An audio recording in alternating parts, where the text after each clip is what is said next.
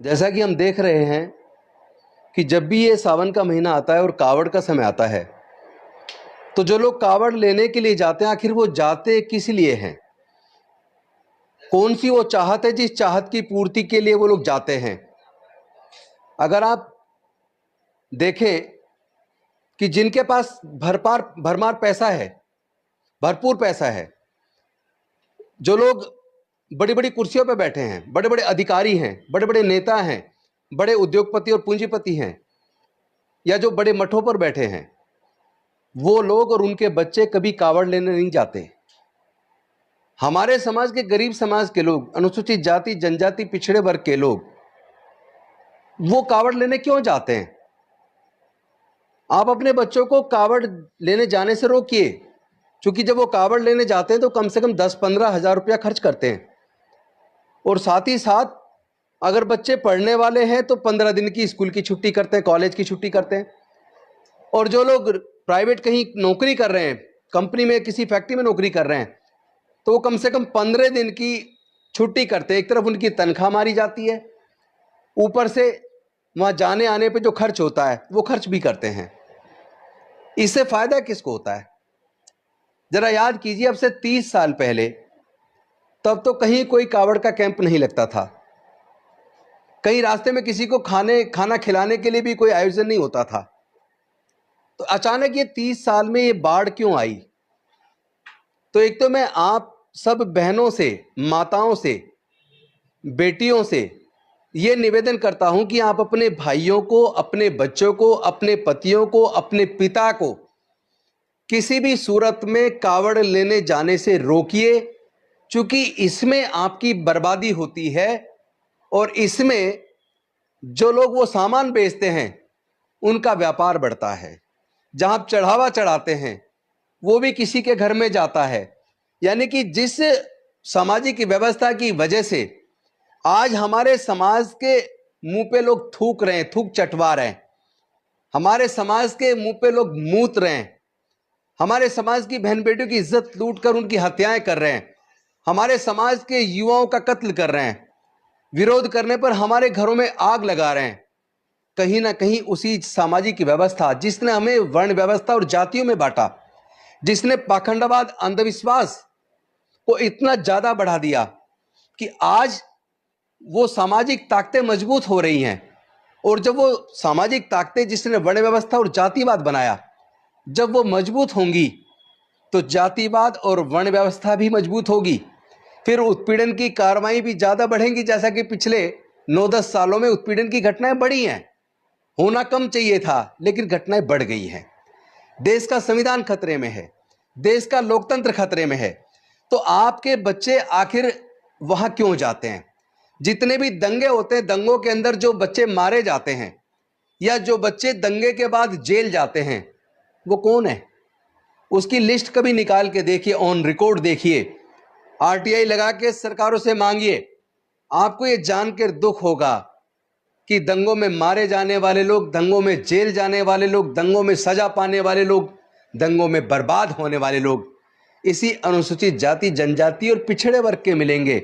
मैं पूछना चाहता हूं, जब हमारे लोगों का कत्ल होता है, बहन बेटियों की इज्जत लूट के उनकी हत्या कर दी जाती है, हमारे लोगों के घर जला दिए जाते हैं, हमारे लोगों के ऊपर पेशाब किया जाता है, हमारे लोगों को थूक चटवाया जाता है, किसी का मुंडन कर दिया जाता है, उस वक्त वो संगठन जो फिल्म के अंदर किसी डायलॉग मात्र पर किसी सिनेमा घर में आग लगा देते हैं, रोड पे आके धरने प्रदर्शन करते हैं, तो हमारे ऊपर पेशाब करने पर, हमारे युवाओं की हत्या करने पर, हमारे घरों को जलाए जाने पर वो विश्व हिंदू परिषद कहां चली जाती है? वो बजरंग दल कहां चला जाता है? वो आरएसएस कहां चली जाती है? ये सबसे बड़ी हमारी गुलामी का कारण, हमारी बदहाली का कारण सबसे बड़ा हम स्वयं हैं, क्योंकि हम उस सामाजिक व्यवस्था को मजबूत कर रहे हैं।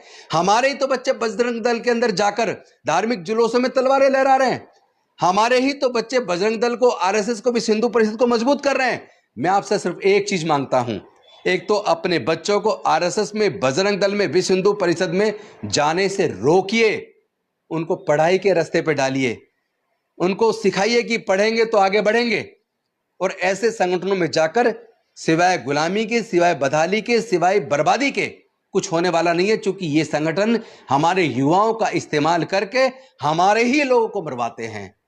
ये अल्पसंख्यकों को मारना, दलितों को मारना, आदिवासियों को मारना, पिछड़ों को मारना, अरे इनकी हिम्मत इतनी हो कैसे जाती है?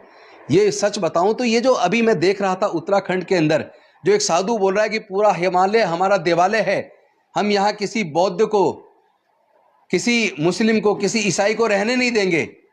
और जिस तरह की धमकियां खुलेआम, गर्दन काटने की धमकी ये साधु के भेष में जो लोग देते हैं, मैं कहना चाहता हूं आप इनको पहचानिए। ये निश्चित तौर पर इनकी अगर जांच की जाए, ये साधु कतई नहीं होंगे, ये जरूर अपराधी होंगे जो अपराध करने के बाद पुलिस के अरेस्ट से भागे और गेरुए कलर के कपड़े पहनकर ये साधु संतों को भी बदनाम कर रहे हैं। क्योंकि साधु संत का मतलब क्या है? संत का मतलब होता है मानव कल्याण के लिए काम करना, घर बार परिवार सब कुछ त्याग कर कैसे दुनिया में शांति कायम हो, कैसे मानवता बढ़े। तो इसलिए लोगों ने ये वस्त्र पहने और घर का त्याग किया, वो लोग साधु और संत कहलाए। लेकिन आज जिस तरह साधु संत का भेष बनाकर ये आतंकवादी, ये अपराधी, ये लगातार खुलेआम लोगों को धमकी दे रहे हैं, लोगों को मारने के, पैरेलल आर्मी बनाने की बात कर रहे हैं, कत्लेआम मचाने की बात कर रहे हैं। साधु का काम कत्लेआम मचाना नहीं है, साधु का काम नफरत फैलाना नहीं है, साधु का काम लोगों के बीच में वैमनस्य बढ़ाना, आग लगाना नहीं है। ये बेसिकली साधु नहीं है, अपराधी है। मैं सरकार से मांग करता हूं इनकी जांच कीजिए, इनकी बैकग्राउंड चेक कीजिए। ये अपराधी मिलेंगे जरूर, कहीं ना कहीं ये अपराध करके भागे हुए लोग हैं, ऐसे लोगों को जेल में डालिए, क्योंकि ये देश को तोड़ने की साजिश कर रहे हैं, ये देश के अंदर नफरत फैला रहे हैं। हो सकता है किसी पार्टी विशेष को इससे फायदा हो जाए, छोटा मोटा फायदा, लेकिन याद रहे जब देश टूटेगा तो पूरे देश को बर्बादी होगी, पूरे देश का नुकसान होगा, क्योंकि ये देश तोड़ने की कार्रवाई है। जब लोग घर जलते हैं ना, तो वो पड़ोसी के घर को भी अपने आगोश में ले लेते हैं, वो फिर किसी की जाति और धर्म नहीं देखती आग।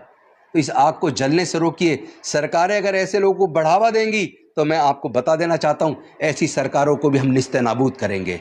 हम छोड़ने वाले नहीं हैं, हम सच्चे देशभक्त हैं, हम अपने देश से प्यार करते हैं, अपने देश के संविधान को भी बचाएंगे, देश के लोकतंत्र को भी बचाएंगे और अपने देश में से इस नफरत के वातावरण को खत्म करके शांति और मानवता का पाठ जो तथागत बुद्ध ने दिया था, उस पाठ को पूरी दुनिया को हम लोग पढ़ाएंगे।